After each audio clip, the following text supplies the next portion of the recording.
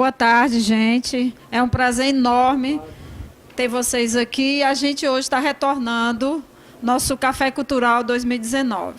E vamos abordar hoje um assunto muito preocupante, eu digo assim, porque feminicídio é algo que está em moda, infelizmente, é algo que está em alta, infelizmente. E gostaria da posição de vocês, saber o que é feminicídio, saber por que essa palavra tão falada está se prolongando, está em todos os países, está no nosso Brasil, está na nossa cidade, na nossa região. Porque o feminicídio hoje está tão em alta. Gostaria de vocês saber o que é feminicídio, vocês como profissionais, saber dos professores o que é feminicídio para o homem, o que vocês podem falar sobre isso, e gostaria de começar com vocês o nosso debate. Bem, boa tarde a todos e a todas. É um prazer renovado, Regina, participar desse Café Cultural.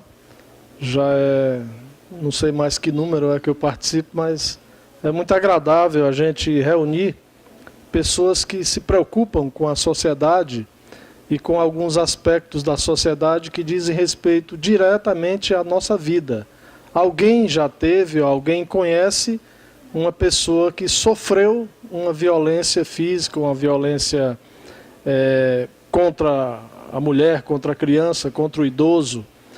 Né? Principalmente eu digo isso porque são, né, nessa cadeia familiar, são talvez as pessoas consideradas mais frágeis.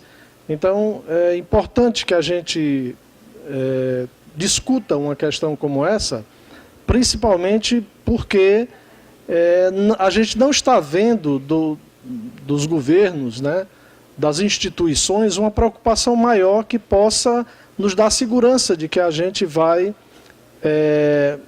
se livrar do feminicídio, né? E já de cara eu gostaria de dizer que homicídio é o crime contra a vida humana. Então, quando você utiliza feminicídio, você não quer dizer que a mulher esteja fora dessa categoria de humano por não ser atribuída a ela um homicídio. Mas é um reforço à condição de mulher, uma repetição de violências contra a mulher que tenha ocorrido e que talvez essa palavra represente exatamente essa categorização dessa força que a mulher tem e que, por sofrer violência, a ela é atribuída uma palavra específica, o feminicídio. Então, de antemão, eu já acho que essa palavra ela tem uma significação importante por conta disso, né? E, como professor de literatura, como escritor, eu vejo que a literatura ela tem nas suas diversas representações a violência, e a violência contra a mulher. Se você pegar em Machado de Assis, você vai ter violência, Graciliano Ramos, então Jorge Amado, em todos os autores que são considerados grandes autores e que são lidos pela academia ou por quem aprecia a leitura, a gente vê que é comum, porque é uma representação da sociedade. E por ser uma representação, a gente precisa muitas vezes ler para reconhecer uma questão primordial para o nosso autoconhecimento, que é a identidade.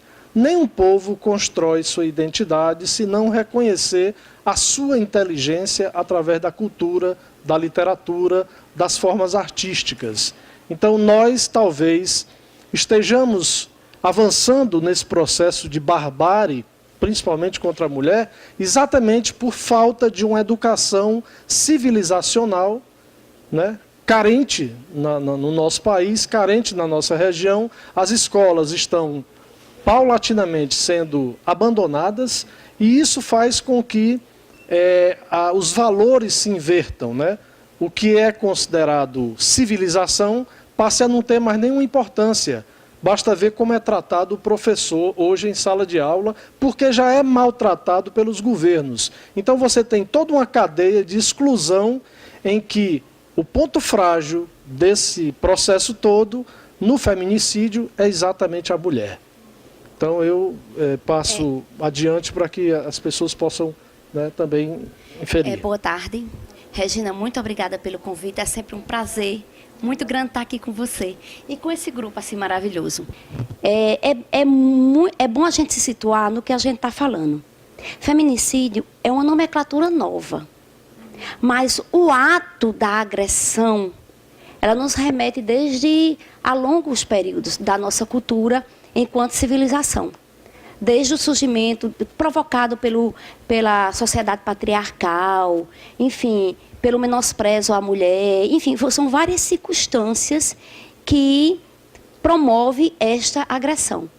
E que só agora, em si, é que está sendo abordado isso com muita ênfase, entendeu? Devido às transparências das redes sociais, das divulgações. Mas a mulher, dentro desse contexto, dentro desse cenário, enquanto sujeito de uma sociedade, ela sempre sofreu agressões. E quando eu falo de agressões, não é a agressão física por si só, entendeu? O feminicídio também inclui aí a agressão verbal, entendeu? As humilhações, que está dentro do contexto da história da humanidade sempre, entendeu? Hoje é que a gente observa, devido à transparência, enfim, a própria liberdade, o posicionamento que a mulher se colocou na sociedade, é que isso veio mais à tona. Não é à toa que a gente vê um absurdo maior nas pesquisas, que o Brasil é o 5º lugar, entendeu, do ranking de agressões. E a gente sabe que a maior verdade é que é o 5º lugar, mas que as estatísticas apresentam isso, mas que se a gente for observar dentro desse cenário, tem tantas e quantas agressões aí que não são denunciadas. Então, se a gente fosse para o fato do real, a gente não estaria nem no 5º, a gente estaria numa proporção bem maior. Entendeu? Que a gente sabe quantas mulheres sofrem agressões domésticas, exatamente, e que não vão denunciar, e que por vergonha, por medo, e que a gente sabe que, dentro desse contexto, tudo isso pode ser evitado. Porque uma agressão física, ela não começa numa agressão física. Ela começa através de uma humilhação, através de assédios, ela começa num patamar bem simples. E que aquilo ali, por não ter um bloqueio, por não ter uma represária, aquilo ali vai crescendo, até chegarmos numa agressão física. E quem sabe até, como a gente vê em muitos casos, até o homicídio. Entendeu? E quem mais sofre com isso na sociedade é a mulher. E a gente vê principalmente a mulher negra. Porque aí envolve a questão social, a questão cultural, a questão religiosa, a questão de classes, entendeu? E quem é o ser mais frágil, ou pelo menos subtende-se a isso, é a mulher, e principalmente a mulher negra. Aí a gente tem toda essa cadeia crescente, entendeu? Que se transborda na situação. No 5º lugar, o Brasil numa situação, num fato que não era nem para existir, entendeu? Dentro de uma sociedade que a gente vê que tem, como nós estamos aqui dentro de uma livraria, entendeu? Que tem uma expansão grandiosa do conhecimento, através mesmo das redes sociais que a gente tem hoje aí. Todo mundo tem acesso ao conhecimento, mas a gente ainda está no 5º lugar. Quer dizer, em vez de ter uma evolução cultural, a gente está tendo um retrocesso. E eu digo sempre, como eu já coloquei, 5º lugar mascarado. Porque se a gente for avaliar todo o contexto mesmo, a gente está muito mais além disso. Entendeu? Então, é um caso alarmante, é um caso para se termos vários debates para discutir essa questão, entendeu? E é um caso de posicionamento, seja social, seja político, seja das instituições educacionais, se voltar para isso mesmo, porque dentro de uma sociedade isso não é para existir. Aí a gente parte do princípio do respeito, da educação, entendeu? Dos direitos, da liberdade de cada um, dentro das suas limitações, porque uma criança tem limitação, um homem tem limitação, a mulher tem limitação. E onde é que está o respeito à dignidade humana, entendeu? E isso a gente vê desde todo o tempo. Entendeu? Aí a gente vê vários outros casos polêmicos, entendeu? Que parte desta base, da falta do respeito à dignidade humana, à liberdade de expressão, às individualidades de cada um, entendeu? Que promove e que gera todo esse colapso que nós estamos vivendo na sociedade como um todo, não só brasileira, mas a nível mundial, mas principalmente nacional, que é onde nós estamos posicionados.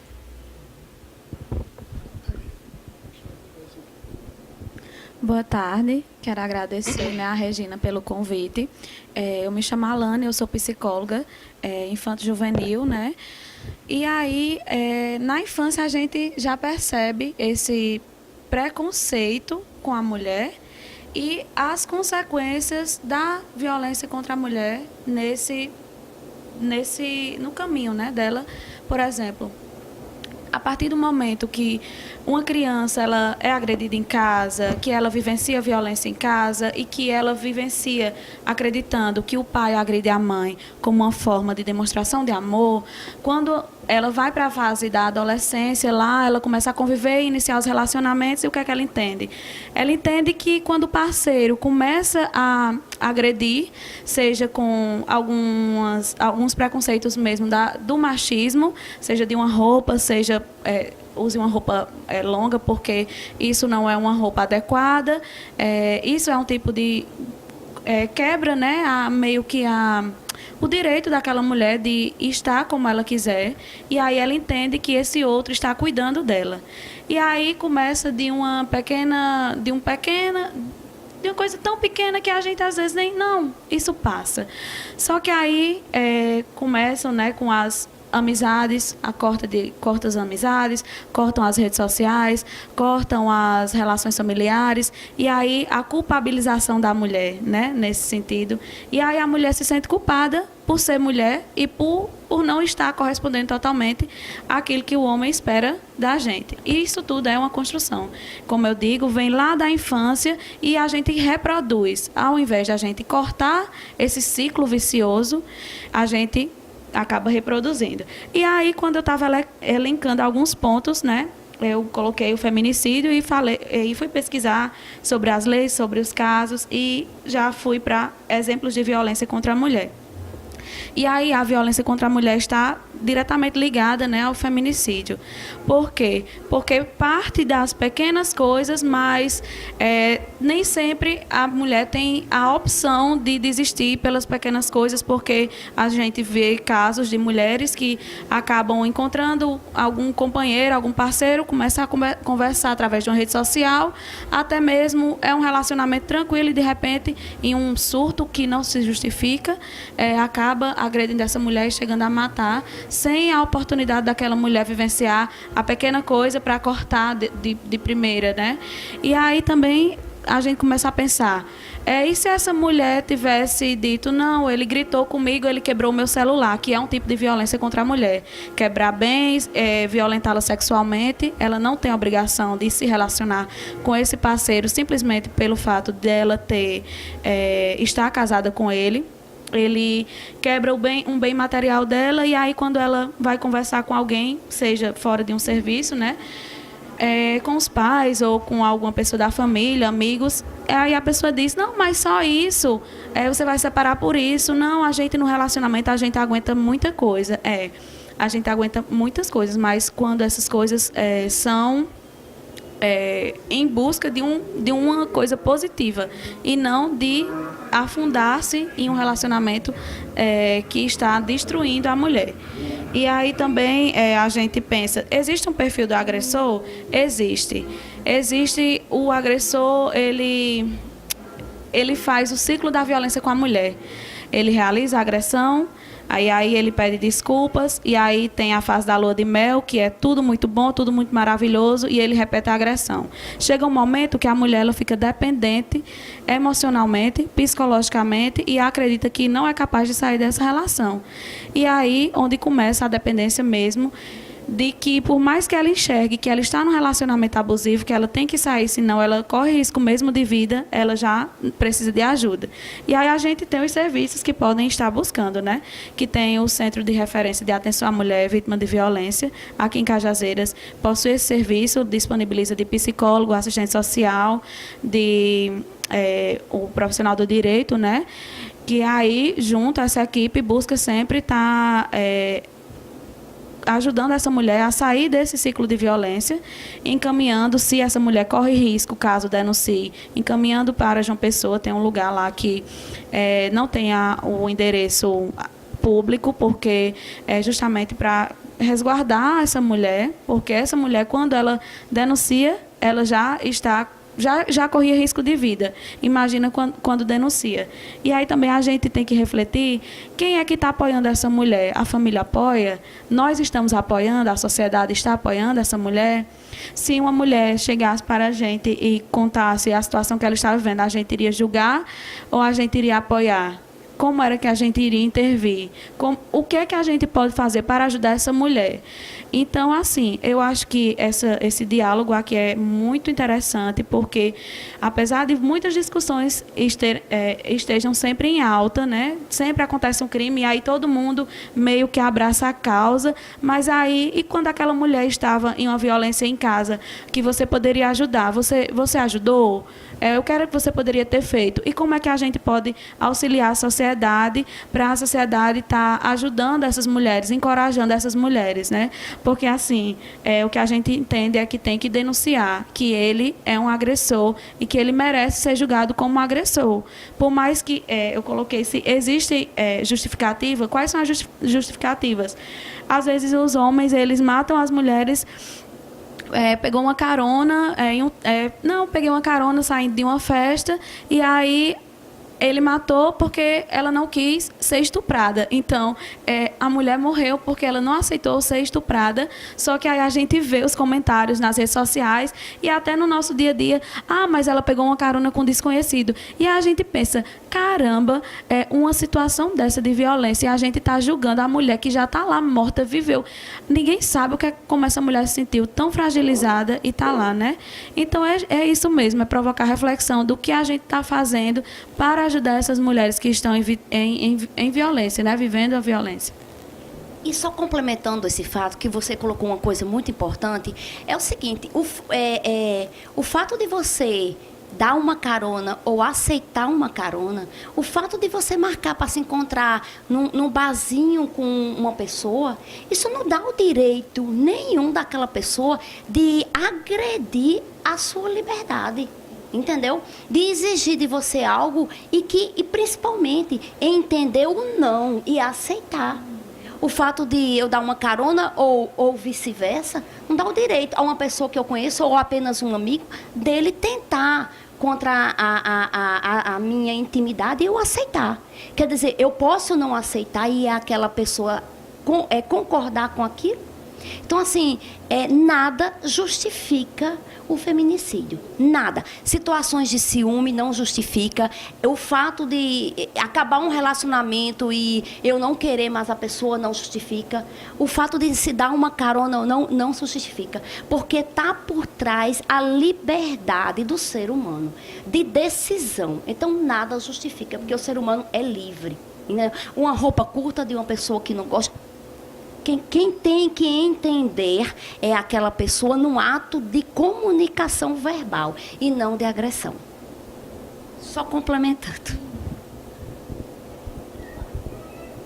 Então, boa tarde a todas e ao Gildemar, né? Eu sou o Luan, eu sou professor do curso de Serviço Social na UFCG de Souza, né? Sou assistente social de formação também. E sou antropólogo, né? Também de formação. Feminicídio, né? Como assistente social, eu sim agradecer a Regina pela oportunidade de estar aqui com vocês todos, né? Pela oportunidade de escutar e de ver esse espaço como um local onde eu posso me educar também, onde eu posso me autocriticar, onde eu posso me perceber o que é que eu estou fazendo enquanto professor, enquanto assistente social, para educar outros homens, para educar meu filho, que tem 1 ano e 10 meses, né? Então, todo esse processo de educação também ele é responsabilidade minha e o compromisso mesmo com a dignidade humana e especialmente com a formação e a liberdade das mulheres, né? Mas há uns elementos que vocês me provocaram a pensar, né? Já na fala de vocês. O primeiro elemento é a indignação. a indignação, a contestação, a raiva diante de toda essa realidade que hoje afeta a todos. Mas só se indigna quem tem esse sentimento de, não sei se essa é a palavra correta, mas de fraternidade universal mesmo, né? De uma consciência mais genérica, que só acredito que por um processo de se sentir na pele do outro é que a gente pode se doer, que a gente pode lutar junto. E a outra coisa é, quando fala a palavra feminicídio, o professor Gildemar, né, ele trouxe um pouco a ideia do reforço que se dá, né, a naturalização e a repetição da violência, né? Seja contra os humanos, vamos dizer assim, e contra a mulher, porque hoje esse fenômeno, o feminicídio, né, ligado a mulheres, é uma coisa que vem se agravando até como uma expressão da questão social mesmo, né? E aí uma coisa que eu me pergunto, né, isso ainda está articulado a um sistema que está em falência, pelo machismo, pela cultura do patriarcado, né, naturalização de dominação de homens, né, sobre mulheres. Isso se refere também, acredito, e historicamente penso eu, pelo próprio avanço das mulheres que estão ocupando diversos espaços socioocupacionais aí, né, no âmbito do trabalho, no âmbito da arte, no âmbito... Nossa, e isso, acredito que a própria ascensão da mulher, mesmo com todos esses obstáculos e desafios, esse próprio sistema que ainda tem na raiz o machismo, o patriarcado, ele acaba reagindo por meio dessas atitudes, especialmente de homens, né, pela agressão. Acredito que existem já estudos sobre violência ligadas à psicologia, né, e existem estudos também ligados às ciências sociais, à pedagogia. E aí a sugestão, penso eu, né, me deixaram provocado, que foi: que alternativa nós temos hoje? Há um retrocesso? Há. Mas há também, não se pode esquecer que há também uma resistência a esse retrocesso. Existe uma resistência a esse retrocesso. Existem mulheres e homens que também estão se organizando politicamente, né, frente a esse problema. Claro que esse problema não pode ser tratado como uma coisa, é um probleminha. Não, é um problemão e grave. É um atentado à condição humana. A outra coisa, eu penso que o feminismo é uma alternativa.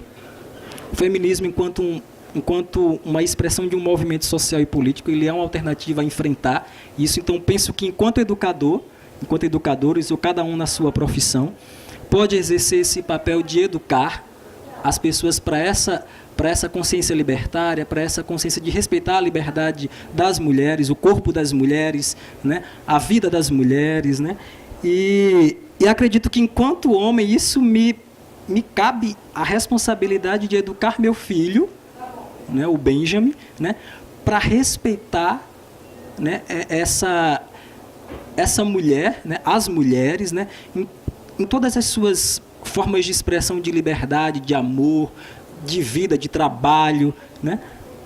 Tem muito mais isso. No final, eu lembrei do depoimento de minha avó, porque na época em serviço social, no processo de formação, eu tive a oportunidade de escutar a minha avó, que hoje tem 70 anos, né? E ela revelou um caso de violência com ela, quando ainda era casada com meu avô. Ela se divorciou do meu avô veio a falecer depois, né?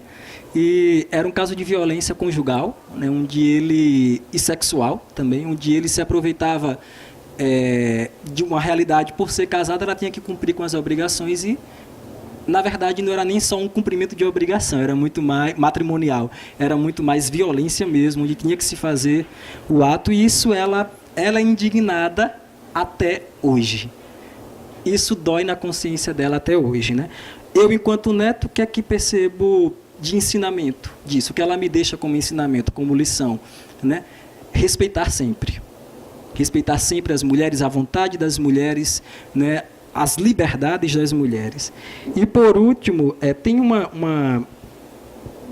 tem um livro da Judith Butler, né? A estudiosa de gênero também, que ela fala sobre o que é esse humano, né? que humano é esse que mata, que fere o corpo, a consciência e a identidade das pessoas, e especialmente das mulheres.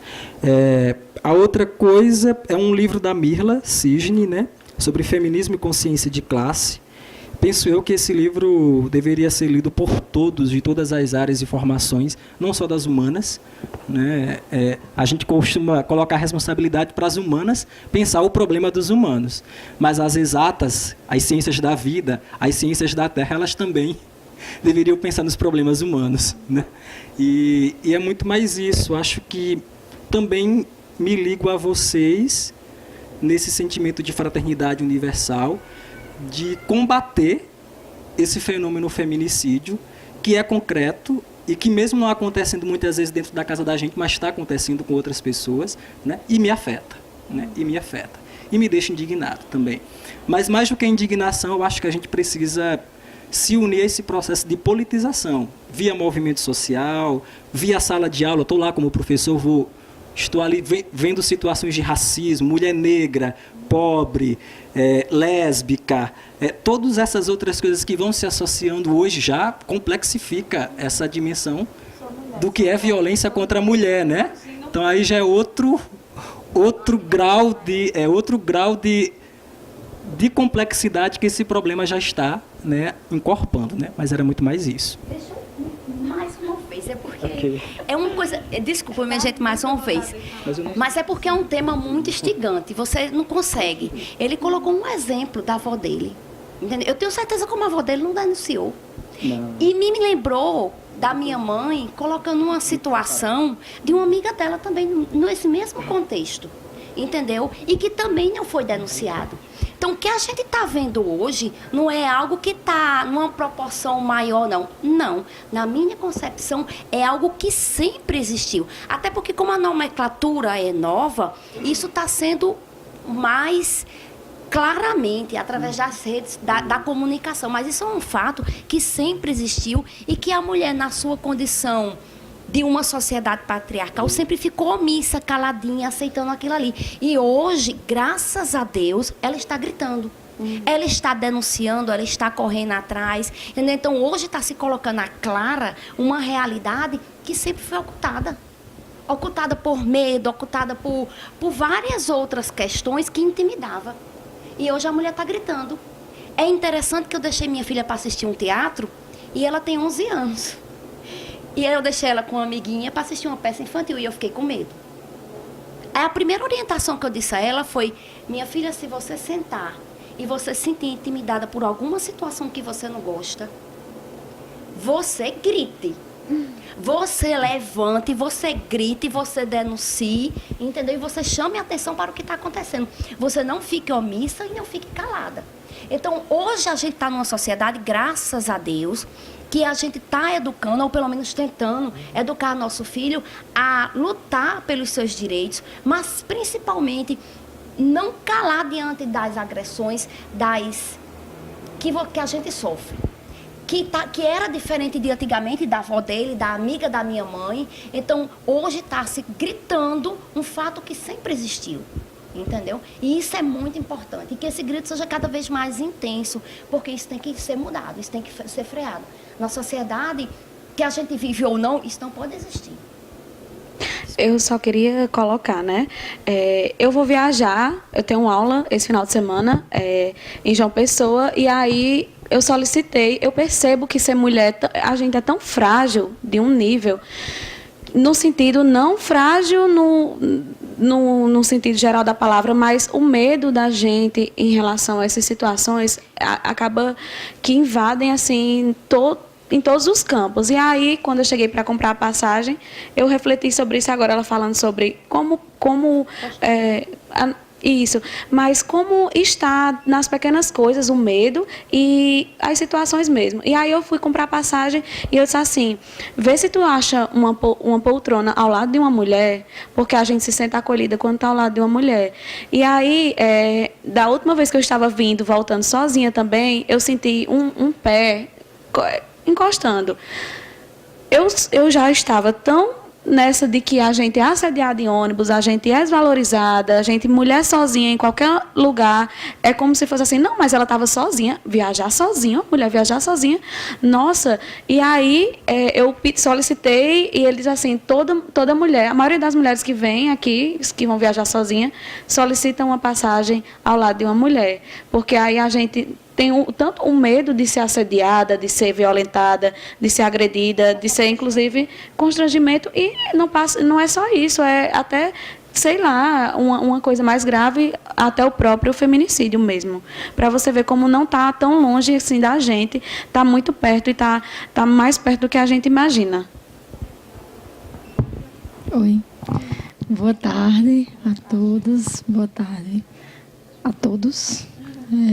Agradecer a Regina também. Dizer que também para mim é uma grande satisfação. É a segunda vez que eu participo do café. Recém-chegado em Cajazeiras, me senti acolhidíssima nessa casa, nessa livraria. E aqui me sinto bastante à vontade. E além de ser um espaço extremamente educativo, realmente, de engrandecimento, para num final de semana, numa sexta-feira, para a gente debater esse assunto é valioso para a cidade, para as pessoas, para todos nós. Eu me chamo Júlia, né? E aí acabar passando sem uma apresentação, tão à vontade que estou. Eu me chamo Júlia, sou graduada em Ciências Jurídicas, advoguei, mas atualmente estou na função de assessora do Ministério Público na promotoria que atende mulheres vítimas de violência. E, assim, esse tema em especial, juridicamente falando, né, a princípio, eu considero pessoalmente como um dos maiores avanços na legislação brasileira e no tocante à proteção legal às mulheres. Igualmente, a Lei Maria da Penha foi outro grande passo, né? Exatamente, um grande passo, mas exatamente, que precisou desse grito, dessa expressão de uma mulher ficar naquela condição, né, perdendo as suas funções, né? Mas é o grito também de muitas mulheres, né, milhares de mulheres que todos os dias, são vítimas de crimes. E aí a gente está falando agora de feminicídio porque realmente foi uma mudança na legislação, né, no Código Penal brasileiro. A partir de 2015 foi colocado uma qualificadora, um crime, né, que qualificou, ou seja, ele tornou mais rígido a questão do homicídio, né, do crime contra a vida, quando ocasionado por ser a vítima mulher, do sexo feminino. Então, essa novidade, inclusive agravando e muito a pena, tornando o crime, inclusive, hediondo, né, que tem uma represália maior, eu acredito que é uma ferramenta legal, um avanço que precisamos comemorar muito.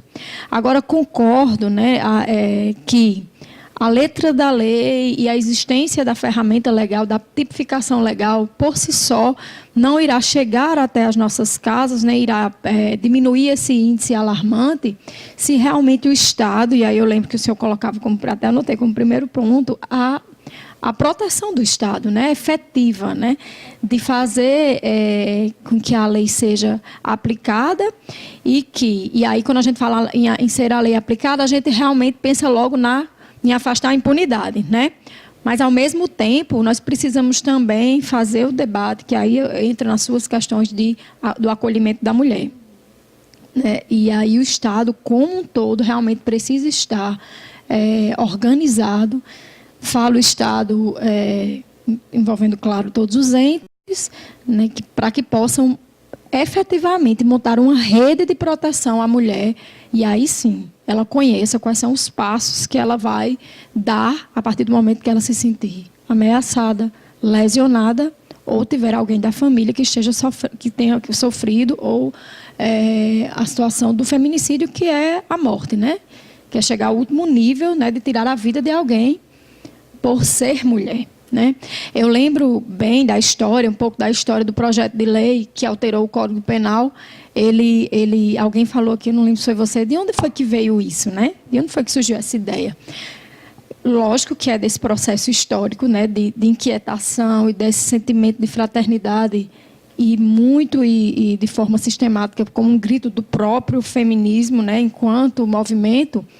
E me lembrava de um caso em especial que foi um ponto muito forte nos motivos, né, do projeto de lei, que foi exatamente um acontecimento de um homicídio em massa. 14 mulheres morreram na cidade de Montreal, no Canadá, por um homem que, após o atentado, cometeu suicídio e deixou uma carta. E na carta ele dizia que tinha feito aquele ato, que tinha matado aquelas mulheres, em especial porque elas estavam em lugares que eram dos homens. Elas tinham ousado demais, né? E aí entra a sua colocação desse avanço da mulher também, né? Isso incomoda, isso causa, estremece um pouco essa sociedade que é muito dura com as mulheres, esse machismo que está verdadeiramente enraizado. Eu, assim, enquanto pessoa, e aqui eu não falo nem como profissional, o machismo é uma coisa muito forte, muito presente. Está dentro das nossas casas, sabe? Está dentro das nossas casas. Vez ou outra, eu me pego falando frases machistas, porque a coisa vem num rolo compressor por nós. Então, assim, peraí, isso aqui não tá bem colocado, né? Enquanto...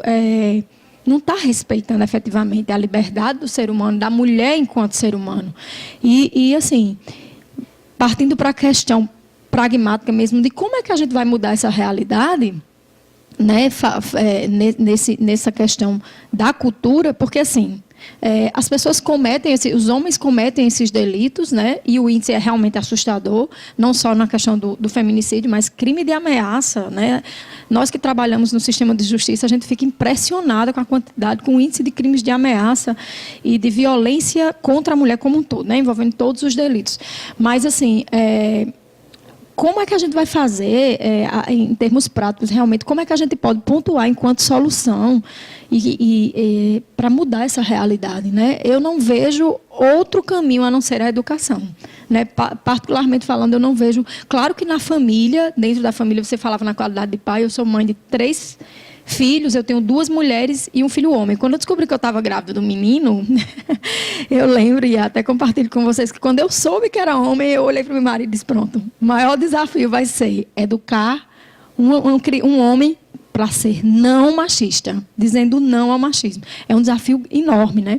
E para nós pais, então fica essa questão que é também um ato de resistência, né? Ficamos nós meio que resistindo a muitas coisas que estão colocadas ali, sutilmente ou não, na escola e, né, na família, enfim. Machismo disfarçado, Disfarçado. Né? Então, assim, esse machismo, essa cultura patriarcal que realmente faz com que o homem ache que tem esse poder, que tá colocando esse sentimento de posse, de que a mulher não pode dizer não, a mulher não pode ocupar o espaço do homem, como colocou o agressor, né, o assassino, que no atentado lá. Então, assim, é um debate profundo, mas que nós precisamos realmente pontuar algumas providências e eu repito que não vejo outro caminho a não ser a educação, né?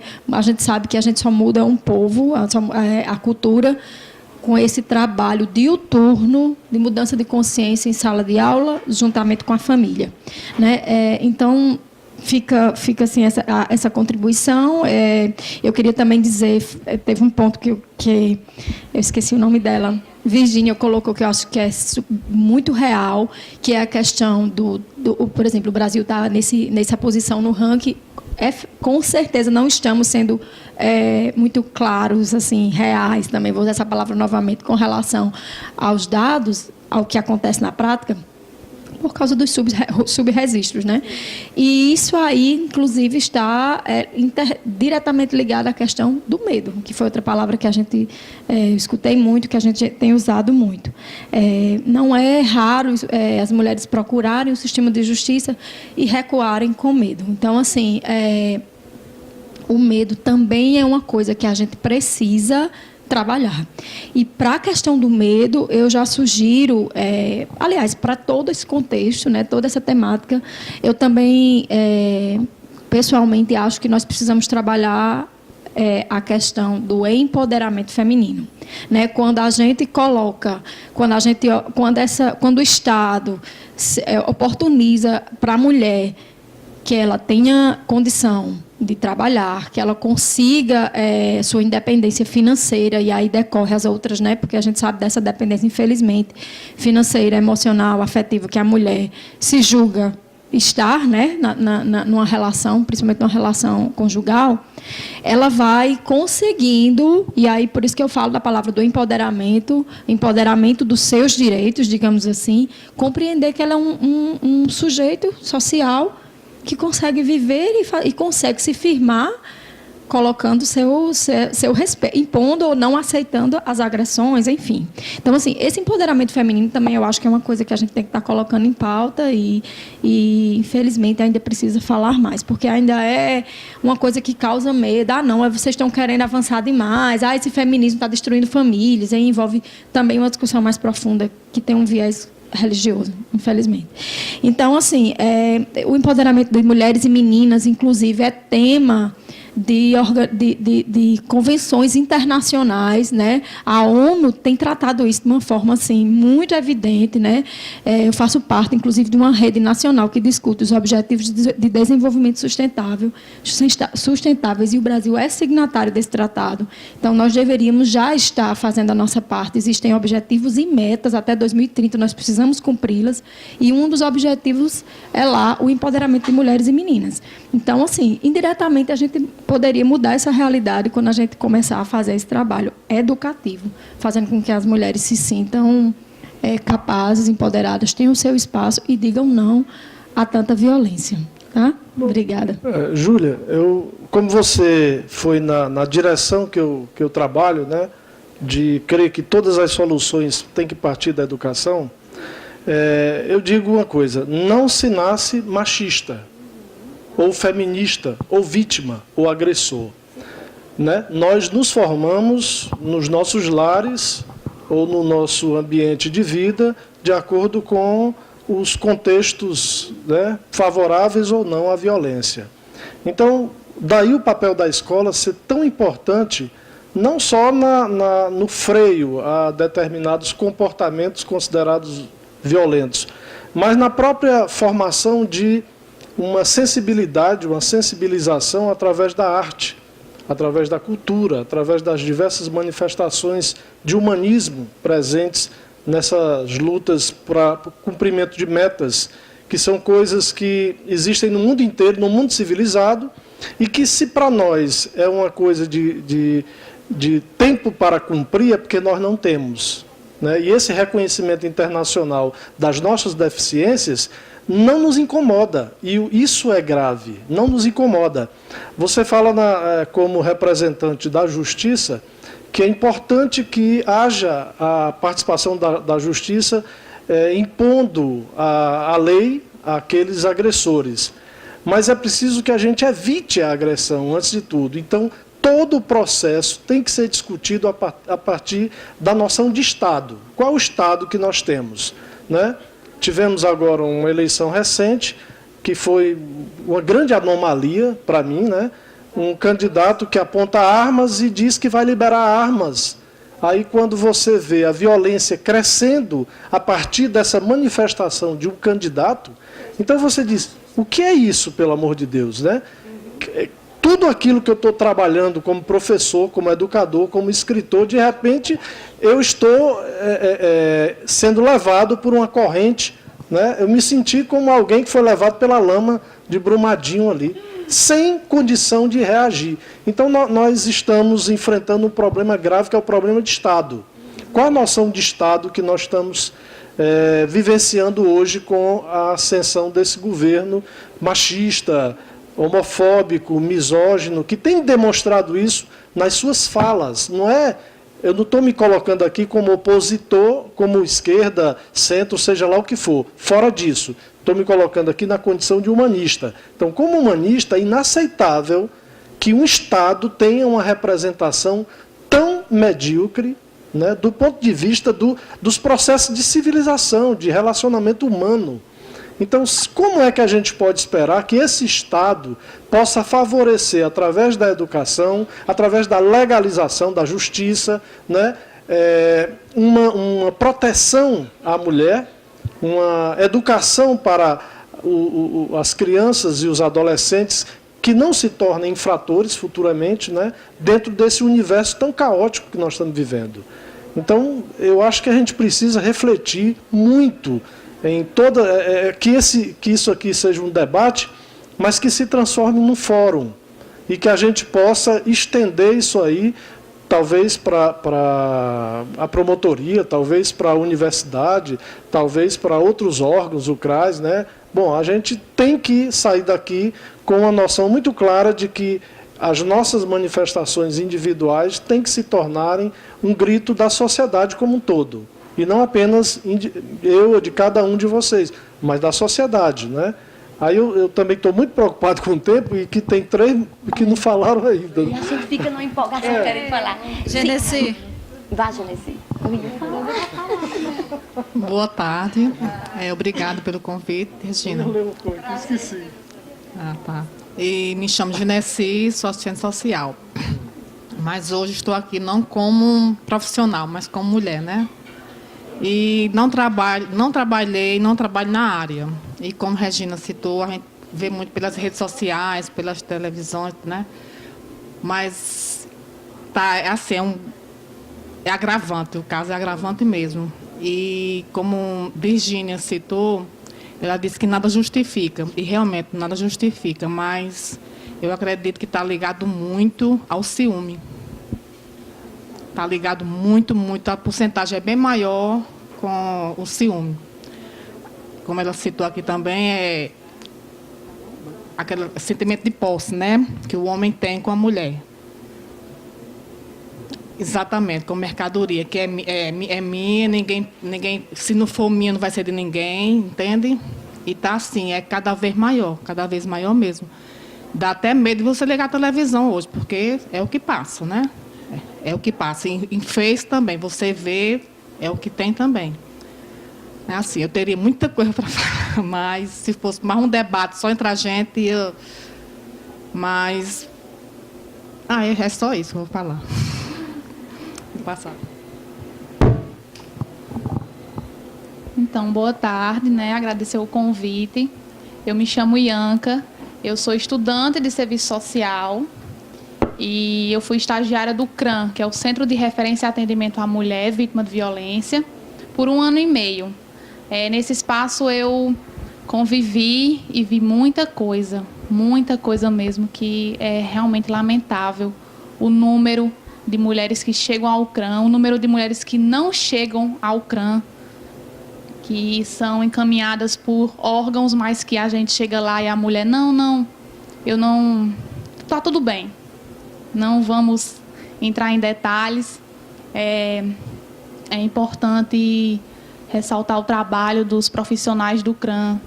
Eles são muito competentes. Eu passei por a minha supervisora, ela é incrível. Ela foi uma assistente social assim que, se Deus quiser, eu me espelho nela. Ela trabalhou muito bem lá. É importante também a gente falar que o feminicídio, hoje em dia ele tem esse nome, né? Mas que antes não era chamado assim. Que as pessoas não conheciam muito bem, não sabiam muito bem o que era violência doméstica, né? Que deixava era mais uma cultura patriarcal, né? Inclusive, a violência contra a mulher é o meu trabalho de conclusão de curso. E eu vi muita coisa, estudei muita coisa sobre isso. Então, assim como tem casos e casos de violência, né, que a mulher acaba voltando para o agressor, infelizmente, né, a gente não pode fazer nada sobre isso, mas também tem casos que eu presenciei lá no CRAM, que eu vi mulheres chegando procurando usuárias, né, não eram mais vítimas, eram usuárias do CRAM, que procuraram lá e abraçaram a gente e falaram muito obrigada. Eu não vivo mais com ele, hoje eu consegui um trabalho, eu sustento os meus filhos, que isso é muito importante. Isso era gratificante para a gente que... Exatamente. Ianca, e é interessante você falar assim que algumas mulheres acabavam voltando para esse parceiro por inúmeros motivos, sejam eles financeiros, psicológicos, enfim. Mas aí o que é que a gente tem que pensar? Vamos fortalecer essa mulher? E aí no serviço, né, eu estagiei no CRAN também por 6 meses e foi possível realizar algum trabalho lá, só que assim...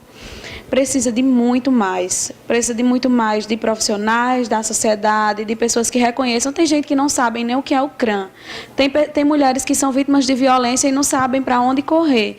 Então, assim, eu, enquanto psicóloga, falo, precisa de um trabalho ser realizado com aquela mulher, porque ela está em sofrimento, ela escutou muitas vezes que ela não servia para nada, que ninguém ia querer, que ninguém gostaria de se relacionar com um lixo daquele, que... nomes assim que a gente assim não consegue nem pensar e nem colocar em um papel, porque são muitas coisas que essa mulher vivencia. E aí chega uma pessoa e diz, mas está porque quer. Não, é uma condição psicológica. Ninguém está com depressão, ninguém está em sofrimento psicológico, ninguém está com ansiedade, ninguém desenvolve um transtorno porque quer. Quem aqui quer sofrer, né? A gente quer viver bem. E também eu tenho certeza que essas mulheres, elas estão nessa posição porque elas não conseguiram sair. E o que é que elas precisam? Se fortalecerem, seja buscando a psicologia, seja buscando o jurídico, seja buscando o social, seja buscando a educação. A educação é a base, né? E, por exemplo, as faculdades, hoje elas realizam um papel maravilhoso. Seja na UFCG, eu sei que tem muitos trabalhos. Falo pela Santa Maria, tem um projeto lá que... passam, é o Cine Logo, se eu não me engano, e são discutidos vários temas, e que esse tema foi trabalhado lá, passou um filme que foi muito reflexivo, as sufragistas, assim, de como essa mulher, o processo que essa mulher vivenciou para conseguir votar. Mulheres morreram para conseguir votar, mulheres morreram para conseguir trabalhar fora de casa, fora do ambiente doméstico. E aí a gente tem que fortalecer essa mulher e, assim, desconstruir. A gente aqui, eu tenho certeza que pequenas coisas, mas a gente é machista. E aí a gente tem que se policiar também, porque o machismo disfarçado é machismo. Brincadeira sobre uma roupa é machismo. Brincadeira, né? Porque não é uma brincadeira, aqui o julgamento, tudo é uma forma de preconceito e a gente tem que desconstruir. Seja nas escolas, a gente fez um projeto, estava falando aqui com ela que queria até agradecer a Faculdade Santa Maria, porque eu saí de lá assim com outra visão de machismo, de feminismo, e aí a gente fez parte de um projeto lá de gênero nas escolas. E aí era justamente para falar sobre questão de gênero nas escolas. E quando ele falou de governo, hoje a gente não pode falar de gênero na escola, porque é como se a gente incentivasse a homossexualidade, coisa que não tem nada a ver, que são os papéis que são exercidos, cores não definem gênero, enfim, é uma coisa tão ampla que é como você diz, a gente não deveria ficar aqui e nem deveria ser só um dia, porque todo mundo tem uma ânsia de falar, eu fico naquela ânsia de falar, porque é muito conteúdo e é muito complexo.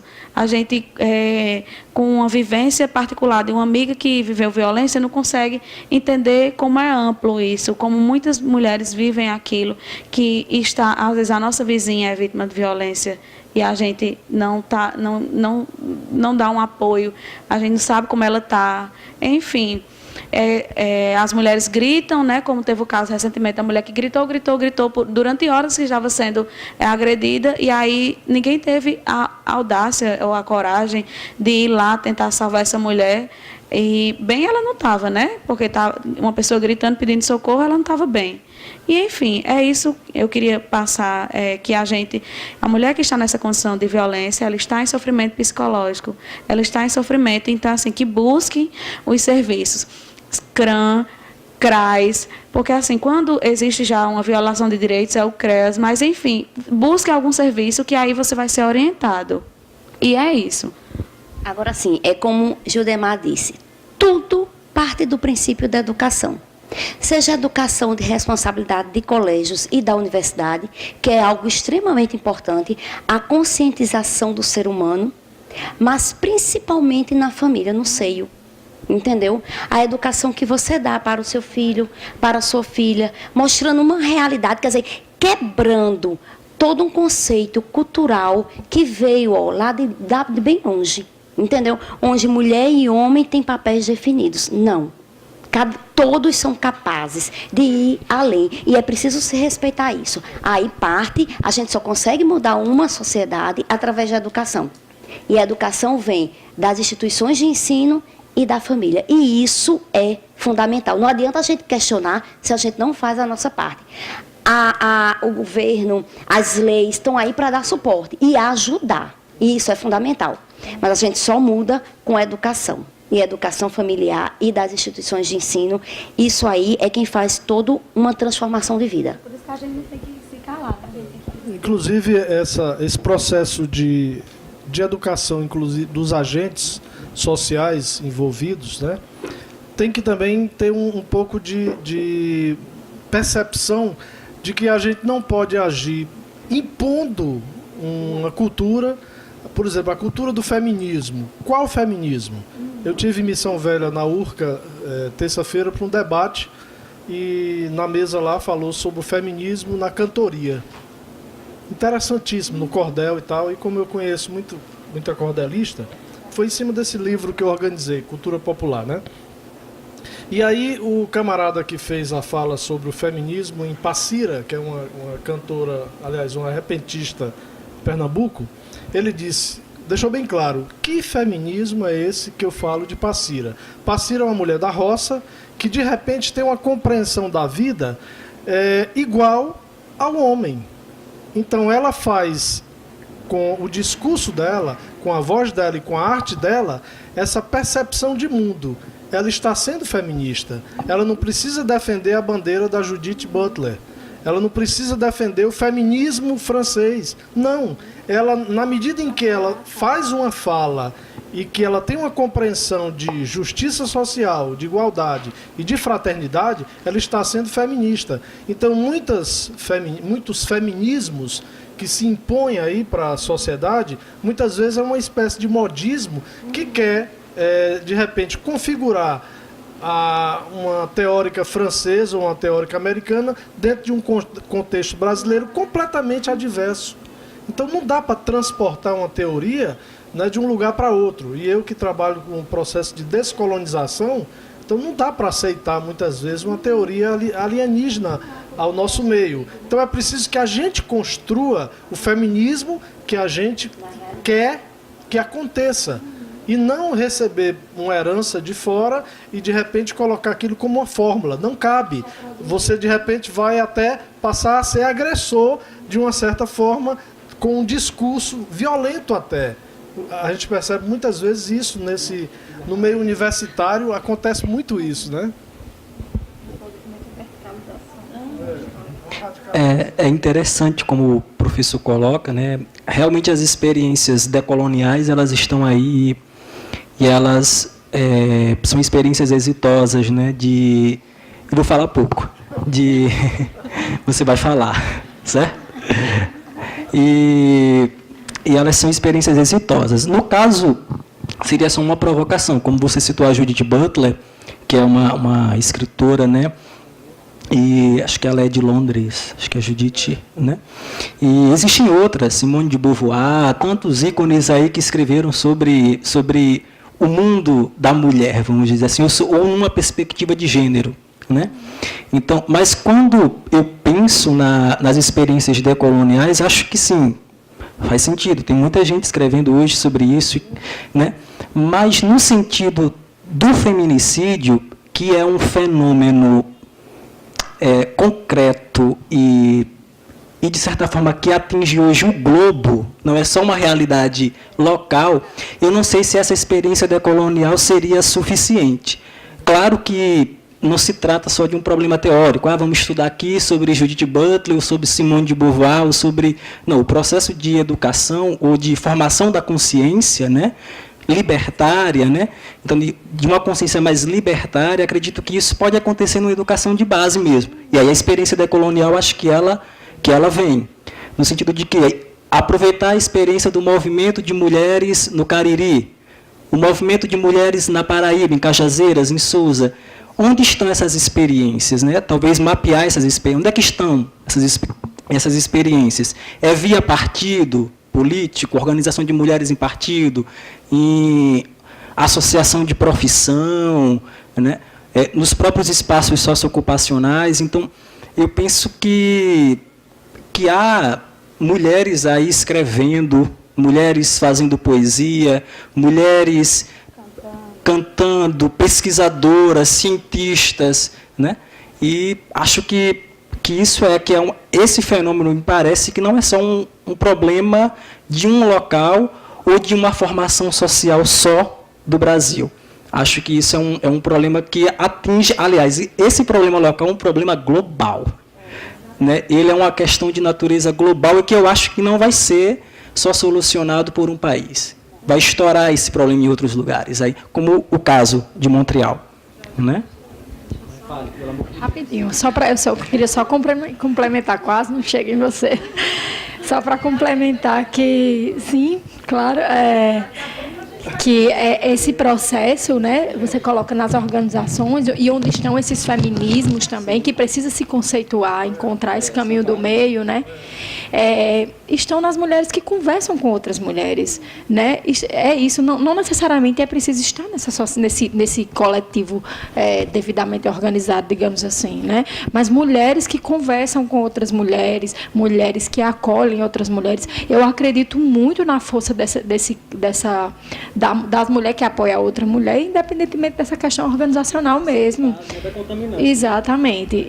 Então, muitas vezes eu observo pela minha vivência, as vítimas, elas precisam, às vezes, de uma palavra ou de um apoio, ou da rede de apoio dela, do ciclo familiar, ou de algum amigo, mas elas precisam encontrar esse amparo. E às vezes, não necessariamente, por não achar que há um hiato muito grande, uma distância muito grande entre uma organização e ainda se sentir acuada, há a importância da gente estar fazendo esse trabalho de formiguinha. É isso que eu quero dizer. Então, e eu falo para nós mulheres especialmente, nós precisamos conversar mais entre si e fortalecer essa voz. Contaminar os homens, com certeza. Contaminar no sentido mais benéfico possível da palavra. Boa tarde. Eu achava que eu só ia escutar vocês. Mas bem, obrigada pelo convite. Quando a minha amiga falou sobre esse debate, eu fiquei muito instigada. Eu realmente achava que eu só ia escutar vocês, porque eu iniciei um projeto sobre feminicídio. E eu sei que a palavra de cada um de vocês aqui já me ajudou bastante. E também dizer que eu fui vítima de violência contra a mulher. E é muito difícil. A gente precisa de apoio.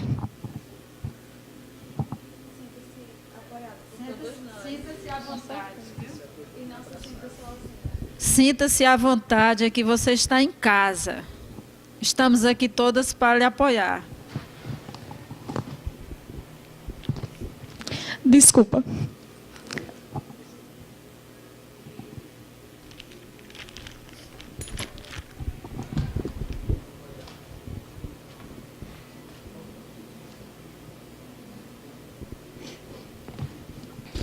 É difícil e ela sabe do que eu passei. Foram tempos muito sombrios. E assim, a última instância é o homicídio. A violência não começa com a agressão física, não. Ela começa, você está feia, você precisa de mim, você não tem o apoio de ninguém. Eu sou seu e você é minha, você não pode ser de mais ninguém. E ele começa a lhe colocar para baixo mesmo, você se sente um lixo, você não se sente mais bonita. A gente fica vulnerável. E eu tinha medo de falar para minha família, porque assim, quando começaram a violência física, ele bebia e eu tinha o costume de colocar a culpa na bebida. Isso, não, mas ele me deu esse empurrão aqui foi porque ele está alterado. E aí, quando ele começou a me bater, quando ele estava em sã consciência, foi que eu comecei a cair na real. Peraí. Ele começou a me proibir de ver a minha família, de ver a minha mãe, de ver o meu filho, porque você é minha, você vai ficar aqui, você não é para estudar. Você é só minha, você é propriedade minha. E assim, eu ficava, meu Deus, o que é que eu vou fazer? Porque o ciclo de amizade, você se distancia do seu ciclo de amizade. Você não tem, ele te distancia. E a violência psicológica, ela te deixa doida. Ela te deixa doida. E você não consegue raciocinar. Aí eu me perguntava, meu Deus, como é que eu vou sair disso? Até que chegou um ponto que eu disse, não, parou por aqui. E eu me abri para a minha família. A minha família foi a minha base. Foi onde eu consegui. Eu não sou daqui de Cajazeiras, eu sou do Barro. Atualmente eu moro aqui porque eu sou estudante de História e não teve outro jeito, eu tive que vir. Mas até me proibir de estudar, ele queria me proibir. E lá no Barro não tem uma delegacia da mulher para você fazer um boletim de ocorrência, você tem que ir para outras cidades, outras localidades. E isso já te deixa para baixo, porque já não tem quem te apoie. E aí eu fiquei com medo, eu me abri para a minha família foi o meu tudo. Graças a Deus, eu consegui sair dele. Hoje já tem 2 anos, mas mesmo assim eu não denunciei ele por medo. E é muito fácil você apontar, você que não está vivendo ali, é muito fácil você apontar, mas você não sai. Por quê? Porque você não quer. Porque se fosse eu, não é se fosse você, só quem sabe é quem passa. Só quem sabe é quem passa. A violência psicológica é muito grande, você se sente para baixo, você se sente um ninguém. E eu quase, ela sabe, porque ela mora comigo. Ela sabe do que eu passei. Para mim se sentir bonita novamente, para mim olhar assim no espelho, eu posso, eu consigo, demorou. Demorou bastante. E é difícil ainda para mim falar isso. E eu sei que eu devo falar porque eu sei que o meu caso pode fortalecer uma mulher que está passando por aquilo. Como é teu nome? Samira. Samira, eu quando iniciei psicologia, 2014, eu iniciei um relacionamento também com uma pessoa. Eu nem tinha interesse em falar sobre isso, mas como isso não é uma coisa que mexe muito comigo hoje, porque foi muito trabalhado. Mas eu entendo a sua dor e muito a empatia aqui. E eu vou compartilhar o meu sofrimento para você saber também que você não está sozinha nisso. Em 2014 eu comecei a me relacionar com uma pessoa e aí essa pessoa dizia que eu ouvia por terceiros que no relacionamento passado ele tinha características de agressivo. E aí a responsabilidade dele não era porque a minha ex-namorada era isso, isso e isso. E aí eu acreditei simples naquilo e para mim era uma boa justificativa para ele ter sido ter agredido, né? Era uma demonstração de amor, inclusive, né, no meu pensamento. E aí eu fui agredida muitas vezes e eu noivei e eu parei de frequentar. Eu vivia mais na casa dele do que na minha casa. Eu não tinha mais rede social nenhuma, amigos apenas na faculdade. Ele ia me deixar, ia me buscar. Ele tentou me matar com um travesseiro, dizia que ia morrer se eu fosse embora, dizia que ia me matar, ameaçava a minha família. E isso, poucas pessoas sabem da minha família, assim, a cidade sabe, comenta, só que assim, no geral, no fundo, né, só quem sabe o que eu vivi fui eu. E aí os vizinhos denunciavam, e o policial já bateu na minha porta, lá do apartamento, e o que era que eu dizia não, ele me obrigava a dizer que não aconteceu nada, me mandavam me maquiar, porque meu olho era roxo, geralmente quando era... Ele já disse uma coisa interessante, eu vou te dar um murro no teu outro olho para você não ficar só com um manchado. E não era só no rosto, no meu peito, ele chutou uma vez meu peito, isso aqui ficou todo roxo. E a família dele dizia, Alane, eu tenho medo dele te matar. E a família dele, inclusive, me levou para a delegacia. E sabe o que eu ouvi quando eu cheguei na delegacia? Você quer denunciar mesmo ou você amanhã vai vir aqui tirar a denúncia? Porque não tem ninguém aqui para denunciar. Eu vou ter que chamar alguém, aí amanhã você vem e retira. Então, para mim, eu quase não ia. Eu tinha pena dele. Olha que a pessoa mais frágil que estava ali sofrendo, eu deveria ter pena de mim, mas eu só conseguia olhar que o coitadinho, ele estava em surto. E aí, eu tive que passar, né? Eu já entendi os processos psicológicos que estava me gerando, só que mesmo assim era difícil sair dessa relação, porque para mim só tinha ele, porque eu acreditava que ninguém ia querer, porque eu era feia, eu era gorda, eu era, enfim, eram inúmeras coisas que a dependência emocional. E aí, quando a gente começa, isso afeta nossas outras relações. A gente fica com a autoestima baixa, nos outros relacionamentos afeta. Eu digo assim, não me afeta no geral, porque isso tem sido trabalhado, eu faço terapia há muitos anos, e não é um problema que eu sofra com isso que afeta a minha funcionalidade, né? Mas, assim, no meu último relacionamento, eu sentia muito. Eu me sentia inferiorizada, eu achava, quando ele se aproximava do meu rosto, eu já achava que ele ia bater, uma pessoa que nem era agressivo. Enfim, isso leva a gente eu nunca vou esquecer dessa minha vivência. Hoje eu falo sem chorar, fere a nossa alma, e é um trauma. E eu estava comentando com Júlia, né, quando cheguei, que eu nem tinha interesse de falar sobre isso, mas eu disse, isso para mim, eu enquanto psicóloga, é como uma escola, o que eu vivi. Mais porque eu trabalhei, claro, porque senão eu estaria afetadíssima, talvez nem tivesse concluído o curso. E eu fui muito forte, fui muito firme. Ele queria me tirar do meu trabalho, porque ele queria me pagar o valor que eu recebia no meu trabalho, para não... Imagina que loucura isso. E eu ficava contra as pessoas que falavam mal dele. É uma alienação. E aí, como eu sei do que eu vivi, eu consigo olhar todas as mulheres hoje com um outro olhar.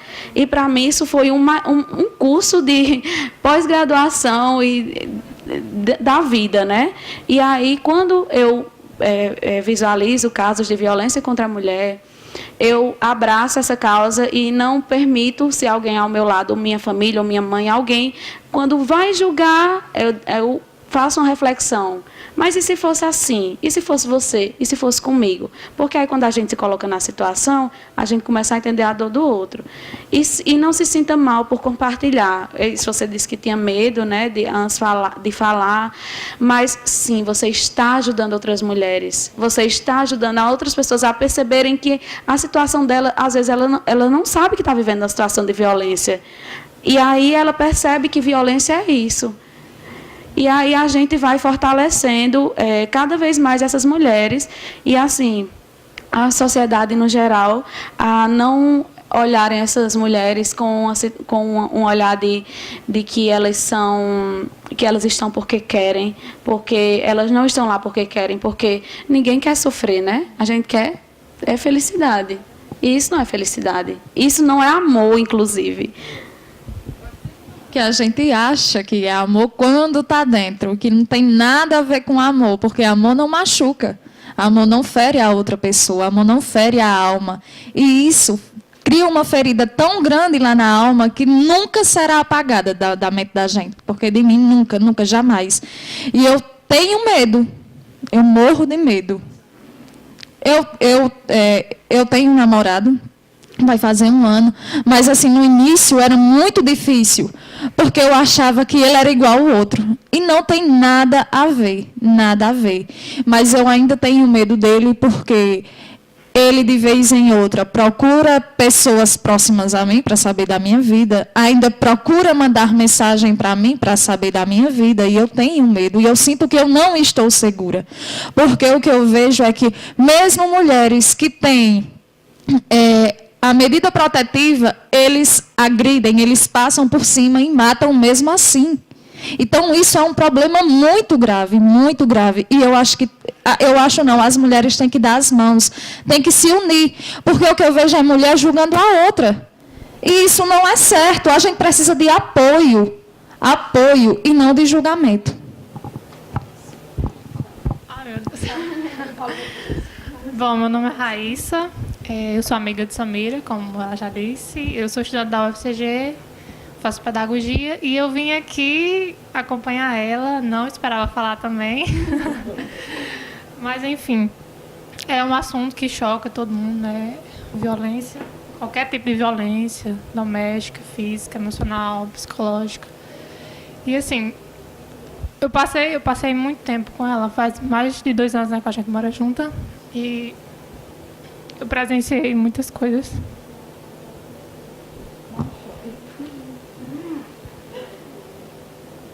Mas é bom a gente desabafar, é bom a gente falar. Desculpe, né?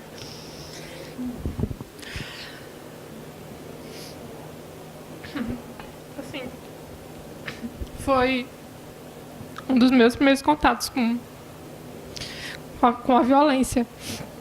E eu nunca tinha visto e nunca tinha visto ninguém passar por isso, não. E eu tentava ajudar, sabe? Mas eu não sabia o que fazer. E teve um dia que ela teve um ataque. E um ataque de nervos. E eu não sabia. Eu fiquei desesperada. Só tinha eu, ela e uma amiga na casa. Aí, como a gente era mais próxima, eu fiquei conversando com ela e tal. Mas eu não sabia o que falar. Eu não sabia o que fazer. Mas a gente ficou conversando e ela foi se acalmando. Mas ela gritava. Ela dizendo que tinha medo dele, que tinha medo dele matar o filho dela, matar ela. E assim, o que eu desejo, eu não desejo que isso aconteça com ninguém, porque é muito triste. E que a gente possa, assim, se unir nessa causa, contra esse tipo de violência, qualquer tipo de violência, porque isso não é humano.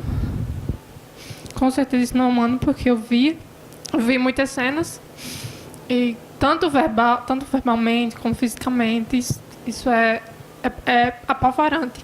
Você está vendo outra pessoa sofrer, você sofre, você não tem nem como explicar o que é que você fica. Porque a maioria das vezes a gente sente medo, né? Aquela pessoa está sofrendo, ela tá numa situação de perigo. E você tem medo de se envolver mais a fundo, com medo de sofrer.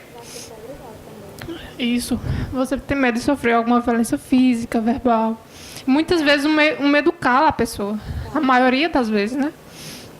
Então, assim, eu procurei ajudar da maneira que eu pude, né? Eu sou amiga dela há muito tempo. Então, eu não tenho nenhum conhecimento assim, dessa área, mas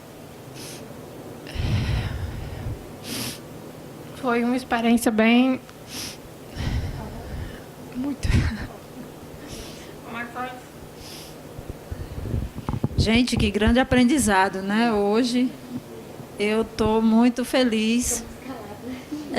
Estou muito feliz. Esses depoimentos aqui de grande importância. Espero que seja de grande importância para quem está nos assistindo e quem vai nos assistir. E realmente é muito chocante. Eu saí de uma festa na minha cidade. Lembro que era do Rotary, né? A gente foi para o São João do Rotary, que a gente participava, eu e meu marido, e a gente sentou num barzinho para tomar saideira. Eu, meu marido e os amigos do Rotary. E uma amiga minha era divorciada. Essa cena até hoje me marca, que eu fiquei apavorada, que eu nunca tinha visto. O ex-marido chegou, sem ninguém saber da onde, e deu um soco nela, um murro nela. Aí todo mundo que estava pegou ele e foi aquela confusão. Eu abracei minha amiga e a gente correu para o carro. Mas isso me chocou tanto que eu passei vários dias sem dormir, dizendo: Boni, pelo amor de Deus. Isso nunca mais saiu da minha mente. Eu digo, imagine se ela isso já estava divorciada. Imagine se ela estivesse sozinha. Depois a família a levou para Fortaleza, ela foi estudar em Fortaleza, fez curso, passou muitos tempo em Fortaleza e hoje mora lá. Voltou para a minha cidade, mas está linda e maravilhosa. e o agressor até já faleceu. Que bom que ela teve a oportunidade de viver para poder... Exatamente, mas isso é muito chocante. Assim, muito eu chocante. gostaria apenas de, assim, até me vejo na obrigação, inclusive, de informar, porque depoimento que você coloca, né, de um relato de uma experiência muito forte, particularmente ouvindo vocês, a gente consegue, até bom, porque assim, a gente começa um debate numa questão mais doutrinária, legal e tal, e de repente concluir com uns pés no chão, sabe, em todos os sentidos. Então, assim, me vejo, como eu disse, na obrigação de dizer, ela até citou a questão da medida protetiva, de que as mulheres que não sabem, ou as pessoas que estão ali de apoio, como proceder diante de um caso de violência doméstica, ou que saiba de um caso e queira denunciar, que realmente devem procurar o Ministério Público ou a Delegacia da Mulher, se assim o quiserem fazer diretamente. E aí também nós temos a oportunidade de ter na cidade de Cajazeiras uma delegacia especializada para mulheres, para atendimento às mulheres, com uma delegada mulher. Isso, obviamente, faz toda a diferença, inclusive preparada para o exercício dessa função, e com muita sensibilidade, diga-se de passagem. E lá você pode, pessoalmente, tanto a vítima como alguém, comunicar o fato e fazer o que a gente chama do requerimento das medidas protetivas, que serão apreciadas num tempo bem curto, porque um procedimento judicial que tem esse tema de violência doméstica, ele realmente tem prioridade na tramitação, ele vai correr mais rápido, né? Pelo menos deve caminhar mais rápido, e aí o juiz pode, inclusive, decretar essa medida protetiva que a gente, né, que a lei determina o distanciamento físico do agressor da vítima, né, inclusive colocando em quantos metros será, de acordo com a realidade colocada, né? Às vezes até 500 metros, enfim, de não poder se aproximar, nem manter contato telefônico ou de qualquer forma, entre outras medidas, de acordo com o que dispõe a lei e o que é a realidade, né, de cada caso. Porém, o descumprimento da medida protetiva, porque assim, o que é que estava acontecendo na prática? É isso que você coloca. A mulher estava assegurada com a medida protetiva, né, com a decisão em mãos, mas e aí, na prática, o agressor, quando bebia ou quando estava em surto? Porque são duas atitudes que, às vezes, eles querem legitimar, né, a ação. Voltava, às vezes até no outro dia, ou enraivado porque ela foi lá e requereu que tinha direito. Às vezes, muitas dizem até assim, é pior até a minha situação, né? O medo aumenta porque ele está mais com a ira, né? Então, assim, hoje, né, há também essa mudança na legislação, foi inserida no ano passado, é outro crime, o descumprimento da medida protetiva. Então, por exemplo, hoje, se ele agrediu você, né, cometeu uma lesão corporal ou um crime de ameaça, ou seja lá o que for, você foi lá na delegacia, você expressou seu desejo de representá-lo criminalmente por aquele crime, ao mesmo tempo você também requeriu as medidas protetivas, que é uma medida, digamos assim, cautelar, uma questão só de urgência. Se ele volta na sua casa com a medida protetiva decretada e descumpre, ele vai responder por outro crime. Então, hoje, na nossa legislação, o descumprimento de medidas protetivas é crime. Então, isso é bom até que seja divulgado também, porque aí é mais um processo. Eu sempre digo, eu acho que ele vai... Deixa de ser primário, já são dois crimes num único contexto, né? Então, é importante também dizer isso. E, assim, por fim, eu queria... Não vou mais falar, tá, gente? Eu queria só deixar... para dar oportunidade a todo mundo, assim, mas eu queria dizer que a gente percebe nas falas e no debate que como a gente precisa dessa proteção do Estado, né? Como a todo tempo o medo ele tá permeando todas as situações, e as mulheres e quem também está de apoio não se sente protegido, e que essa é uma questão que a gente precisa colocar adiante, e realmente conversar, montar fóruns de discussão, fazer encaminhamentos mesmo, elaborar documentos, quem sabe, né, para encaminhar para os órgãos com o poder decisório. E, mais ainda, precisamos, eu percebo, e foi uma coisa que me deu, assim, hoje à tarde, que me fez despertar e refletir da grande necessidade das vítimas e da rede de apoio fazer um acompanhamento psicológico, porque carregar essa história do trauma para a vida toda, isso realmente não é humano. Então, assim, minimizar os efeitos, né, e a sociedade dar o apoio e o Estado também garantir o acompanhamento psicológico das vítimas e das famílias.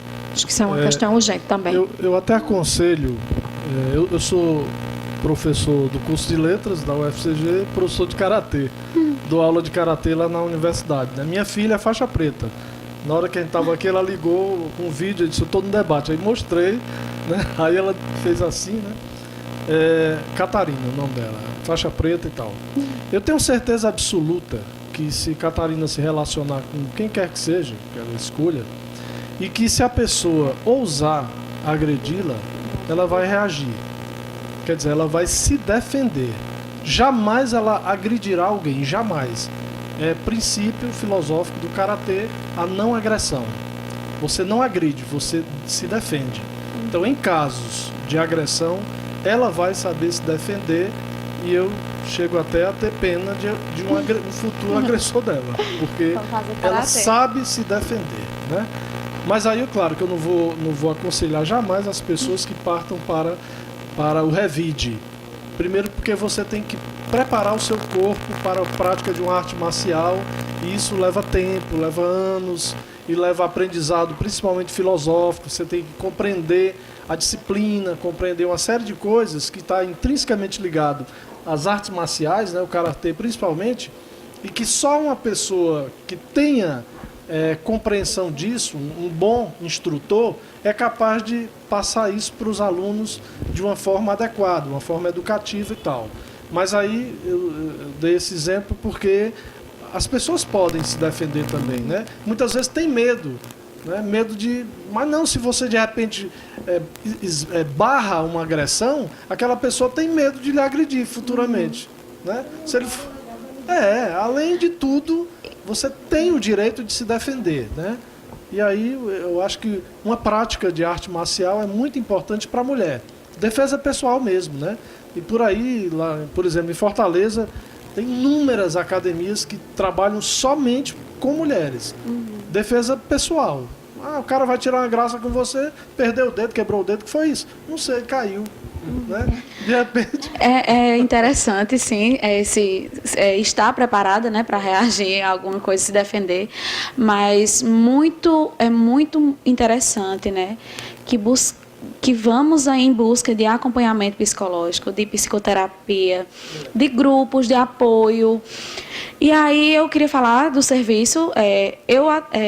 Nas faculdades Santa Maria, eu atendi durante um ano, né, que eu fiz 2 estágios, e lá são os estagiários que estão no 9º e 10º período, são pessoas altamente capacitadas, competentes, se prepararam para tal, né, estão sob supervisão de estágio, e aí é um atendimento totalmente gratuito. Eu não sei se hoje existe uma taxa, não existe uma taxa, né? Totalmente gratuito. Lá disponibiliza de escuta psicológica. Num dia que você está em muito sofrimento, você nem quer fazer psicoterapia, mas vamos lá fazer só uma escuta, faz uma escuta, ou então preenche um cadastro lá para ser chamada de acordo com a necessidade, enfim. Porque a gente tem que cuidar da nossa saúde mental. Se a gente está mal aqui, e assim, a gente não tem uma preparação psicológica e começa a adentrar em um relacionamento e essa pessoa te faz submissa, às vezes você acha que é bom, que ela está te amando, só que aí aos poucos ela vai te incluindo ali, te excluindo da vida real e te deixando ali, e aí você vai estar em adoecimento mental. E não é vergonhoso estar em sofrimento. A gente tem que cuidar da nossa saúde mental, e os psicólogos estão aí para isso, e os serviços estão aí para isso. A gente tem que cuidar da nossa saúde mental. Não é vergonha, não me envergonho de ter vivenciado um relacionamento abusivo. Eu era jovem, tinha acho que 18 anos, no começo de um curso que super me preparou, mas muito mais do que isso, psicoterapia, assim, auxílio das pessoas que estavam ao meu redor, altamente preparadas, enfim. E assim, cuidem da saúde mental de vocês, vocês mulheres que estão nos assistindo agora, né? Cuidem da sua saúde mental, não se envergonhem de se sentirem frágeis e precisarem de um acompanhamento profissional. Vocês estariam sendo muito fortes em estar buscando, né, o acompanhamento, porque aí a gente vai se sentir forte e fortalecida para nem aceitar qualquer tipo de violência, seja um mínimo possível. E aí, se você está bem psicologicamente, por que você vai se inserir em um relacionamento que você está percebendo que essa pessoa tem características machistas? E aí conseguir olhar, né, com esses olhos, né, e poder cada vez mais se fortalecer e fortalecer outras mulheres. Eu me fortaleci e hoje eu tenho um prazer de fortalecer uma colega que está em sofrimento e uma pessoa que busca um acompanhamento psicológico. Eu me sinto assim preparada para acolher a dor do outro pela minha formação, mas pelas minhas vivências, né? E como eu encarei essas vivências. E aí é isso a minha dica é que busquem acompanhamento. Tem os serviços daqui do CAPS, CRAM, CRAS, CREAS. A Faculdade Santa Maria disponibiliza, assim, inúmeros outros serviços. Tem profissionais que são formados, atendem clínica e também fazem atendimento social de forma gratuita. Enfim, busquem acolhimento e, assim, sempre em busca de uma qualidade de vida e qualidade de saúde mental também.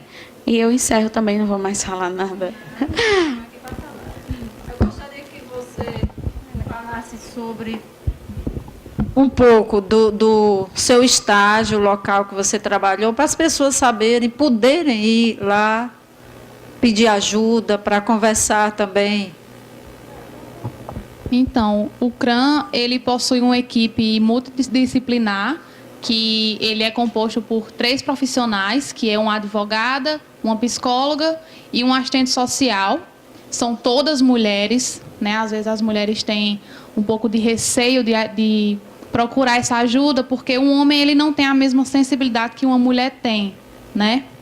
E é um espaço que a mulher chega lá, ela é acolhida, é acompanhada.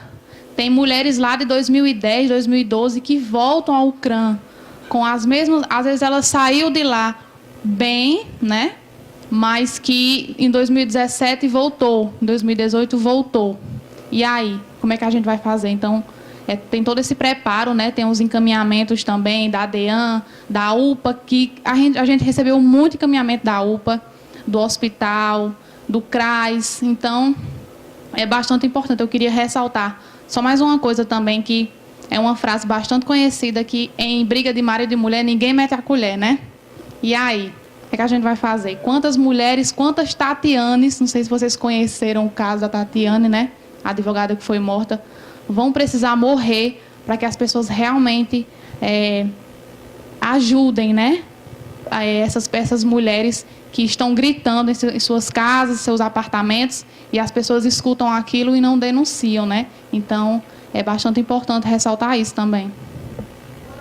Quando você falou assim, da advogada, eu fico até um pouco revoltada, que, como minha avó dizia, pessoas letradas, pessoas com nível superior, pessoas com educação, cometem barbaridades como essa.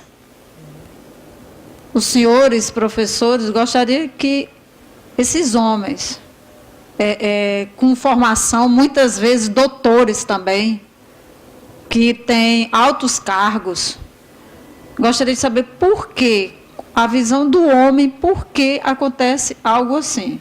Se são educados, se tem famílias de renome, se tem, sempre teve uma educação, melhores colégios, melhores amizades, melhores tudo. Por que acontece tanto isso? Hoje não só na classe baixa, como eu disse, hoje é classe média, classe alta, classe mais alta, em todo lugar. Isso aqui está melhor, né? Está melhor. Não tem como a gente separar o Estado, a forma como o Estado foi feito no Brasil, foi construído, como as instituições que pertencem a esse Estado trabalham com a sociedade, você não pode ignorar isso. Então, a classe que domina é a classe que tem o poder econômico. Então, quando você nasce num seio de uma classe alta, né, economicamente abastada, e que você tem tudo, e que você pode tudo de acordo com as condições econômicas, então você nunca vai compreender a carência do outro, né? Nunca vai compreender os desejos do outro. Então, há uma série de interposições entre aquele que possui e aquele que não possui, que o que tem não vai compreender o que não tem. Então, é um processo da sociedade, que aí independe de você ter educação, de você ter curso de doutorado ou não. Se o seu meio familiar é de dominação, você vai compreender a sociedade como parte dessa dominação que faz parte, né? O meu avô era senhor de engenho. Então ele tratava os empregados dele quase como escravos, isso há bastante tempo. Então ele achava natural que ele era rico, ele tinha fazenda e que ele podia maltratar as pessoas porque ele tinha o poder. Ele era aliado do governador do estado do Ceará na época e tal. Aí meu pai foi criado com essa visão de mundo. Mas aí, quando meu pai... E aí os tempos vão abrindo, vão aparecendo liberdades, né, de todo gênero, teorias disso, daquilo, de defesa da humanidade e tal. E aí eu já nasci em outro contexto, e eu comecei a negar isso. E eu sofri violência doméstica do meu pai, né? E o que eu fiz? Eu procurei me fortalecer como ser humano. Eu procurei estudar e procurei me fortalecer mesmo. Então eu via quem era o lado forte da minha casa, era a minha mãe. Então eu procurava, com a minha mãe, compreender como era o mundo. Então eu tenho uma ligação extrema com a minha mãe. Então eu acho que isso me tornou muito mais homem do que se eu fosse machista. Se eu fosse machista, eu era um cara frágil, um cara muito vulnerável. Mas não, pelo contrário, minha mãe fez com que eu compreendesse o mundo do ponto de vista feminino, eu com a força masculina, né? Não posso negar, mas aí eu tenho outra visão de mundo. E essa visão de mundo faz com que eu não aceite que essa dominação exclua as pessoas, parta ela de onde partir. Se ela é do Estado, por exemplo, vou citar aqui, do judiciário, que a gente sabe que o judiciário, grande parte dos juízes são injustos, né? O STF está aí para mostrar isso, então eu vou combater essa dominação. Se é por parte da classe política, eu vou combater. Então a gente precisa saber de que lado nós estamos, né? E o que é que nós defendemos para a sociedade que nós vivemos. Eu tenho 2 filhas. Então o que eu defender para essa sociedade, eu vou defender para as minhas filhas. E o que eu me omitir, o que eu não defender, eu vou expô-las ao que eu me neguei a defender. Então é uma questão mesmo de compreensão de mundo. Entendeu? Muito bem. E, Regina, você fez uma pergunta muito interessante para os meninos. Mas eu enquanto eu vou lhe responder, entendeu? Se você dentro do seu âmbito familiar, você não consegue educar seu filho impondo limites, aquela criança vai crescer acreditando que pode tudo.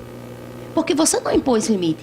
Quando aquela criança se depara com um relacionamento com outra pessoa, ela vai querer subjugar aquela pessoa a tudo que ele quer ou que ela quer, porque foi assim que ele foi criado. Então, como é que hoje nós sempre tivemos e hoje nós temos muitos casos aí de transparência desse aspecto? Por quê? Porque é a ideia do poder, é a ideia de não ter limite sobre o outro. Aí, quem é o outro? O sexo feminino, entendeu? Que muitas vezes não aceita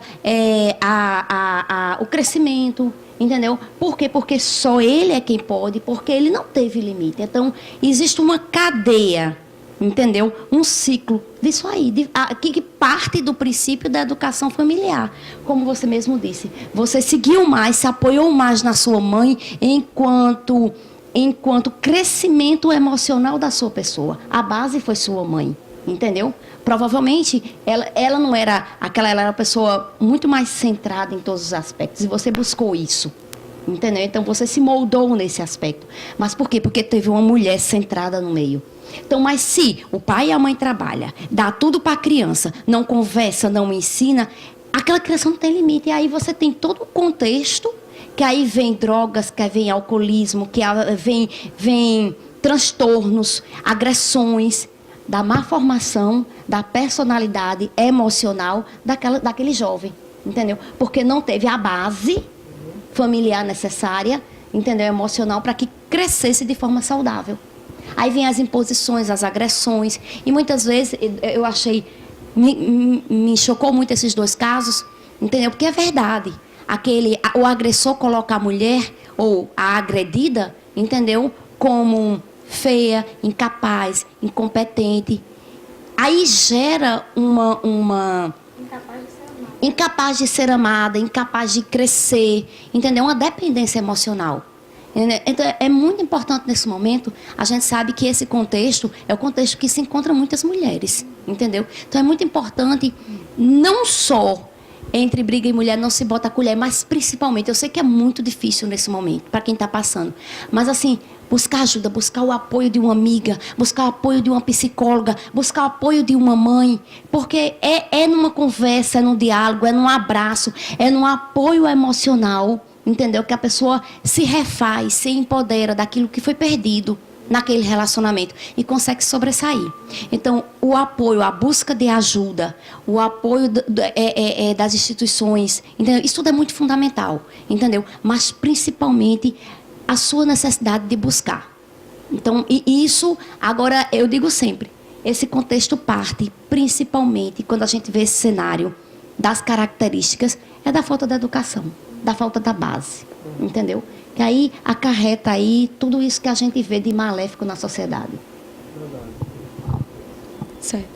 Eu só queria acrescentar, né? É muito interessante buscar a ajuda de amigos e familiares, mas assim, a ajuda profissional não é substituída, porque aconselhamento de amiga, muitas vezes a amiga pode até te incentivar a permanecer naquele relacionamento, assim como a família, porque algumas famílias acreditam que o relacionamento é tudo, então você casou, você tem que permanecer independente de qualquer coisa. Eu conheço, inclusive na minha família, na minha bisavó, a gente se reúne muito lá. E aí, se acontece alguma coisa, leva para lá. Aí, na segunda-feira, todo mundo discute. E aí, se uma tia pretende se separar, enfim. Mas um relacionamento de tanto tempo, isso uma pessoa que vinha sendo ferida, que viveu várias situações de violência e acaba sendo incentivada a permanecer. E eu revoltada, né, na família, digo, não, que conversa, permanecer nisso, vamos se fortalecer, você é capaz, você tem um emprego. E aí, buscando, né, incentivando essa mulher a sair disso. E aí, não saber a quem a gente está buscando ajuda também, né, sempre isso. Menino, né? Cada coisa. Sim, eu me sinto incluído na fala do professor Gildemar, quando ele se refere à mãe dele, né, à família dele, especialmente na mãe, na figura da mãe, né? E também me sinto nesse mesmo lugar, né, lá em casa.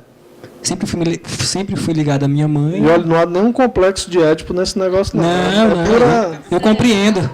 Eu compreendo. Isso nos torna mais fortes, né?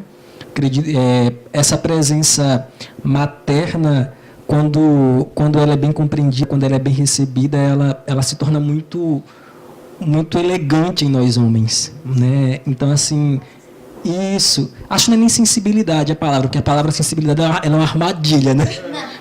É uma coisa meio... Mas eu entendo. E aí... Não, mas às vezes a sensibilidade é vista de outra forma, né? Não, mas eu falo fragilidade. Não, mas eu falo exatamente, porque a sensibilidade às vezes é compreendida dentro do movimento feminista até, assim, como se fosse uma coisa, só mulher tem que ser sensível, só mulher, né? E na verdade essa sensibilidade é uma coisa e às vezes confundida com fraqueza, entende? Porque o homem tem que ter aquela postura, aquela imagem de força, de bruto, né? E a mulher tem que ser aquela coisa no canto dela, todo o tempo fazendo pose de menina boa, né? Mas as meninas boas não vão para o céu, né? E aí é um nome de um livro, inclusive, né?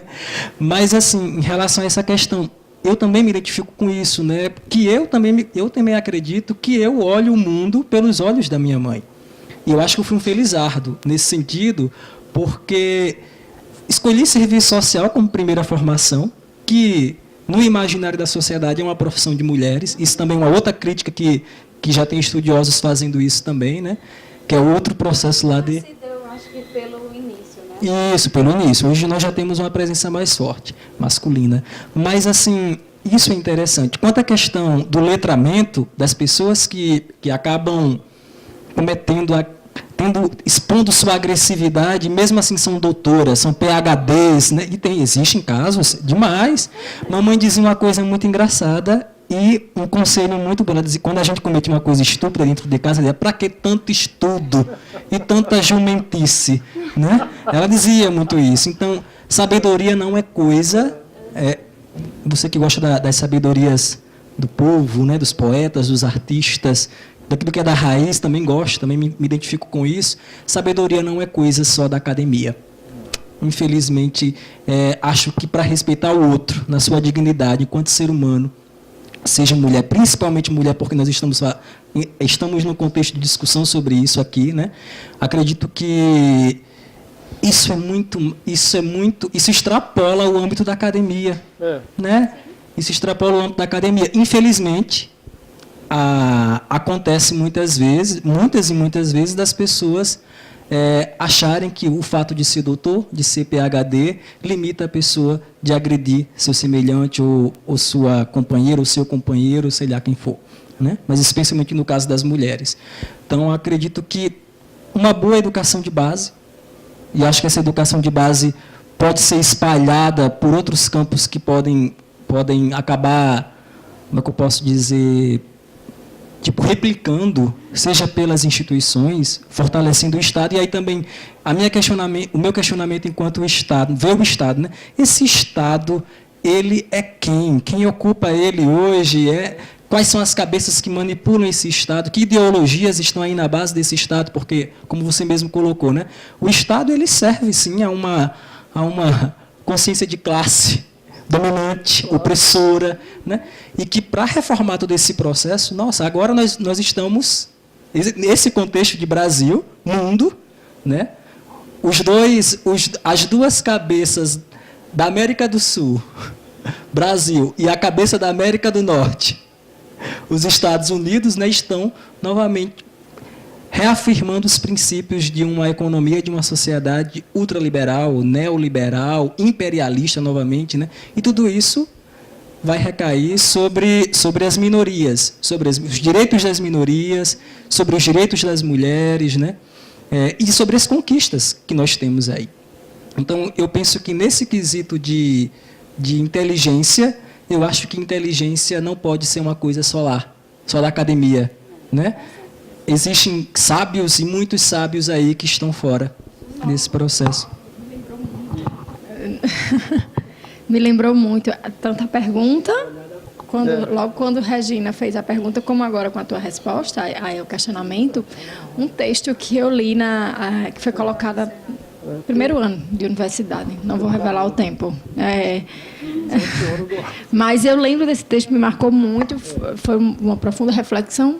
E o título, também não lembro, era uma autora, mas o título era exatamente Ciência e Sapiência, como campos distintos.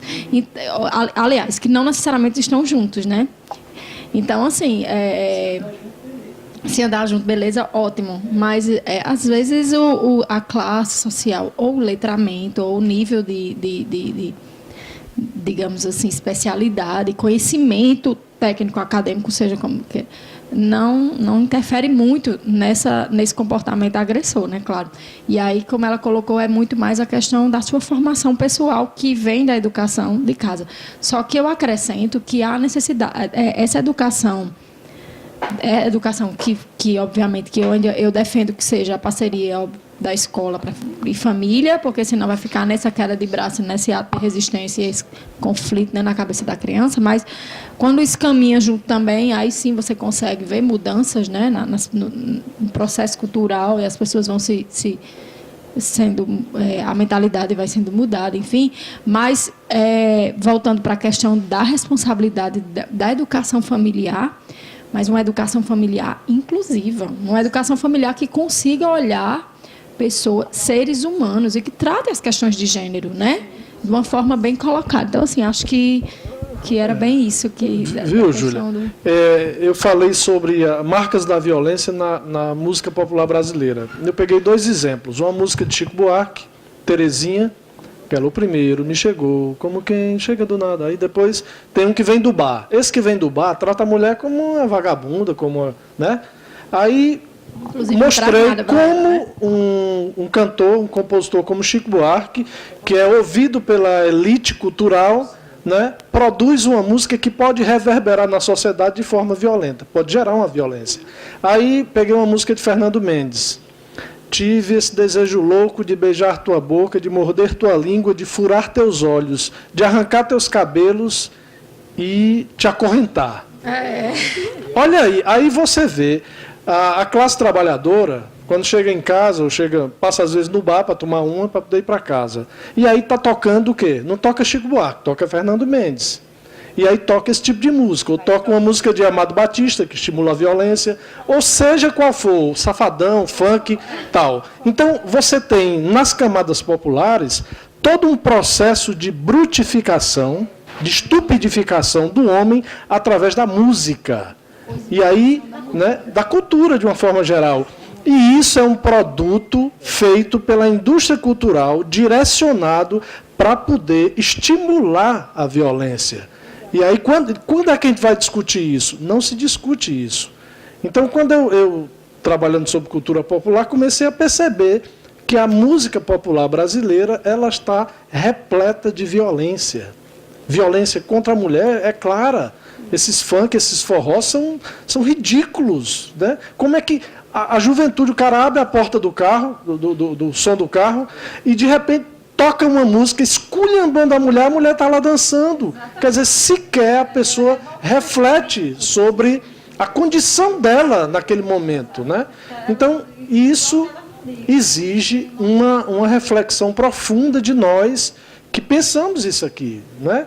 Eu não quero determinar comportamentos, mas eu quero estudar os comportamentos para que a gente possa encontrar uma forma de sociabilidade mais agradável, né? Que leve todos a se inserirem dentro de um mundo melhor. É um levantamento de um processo de consciência, isso é bem profundo. Gente, eu quero agradecer a todos. Esse nosso debate foi maravilhoso. Agradecer os depoimentos. Foi muito marcante para a gente e tenha certeza de grande valia. Não só para a gente, como para todos que estão nos assistindo.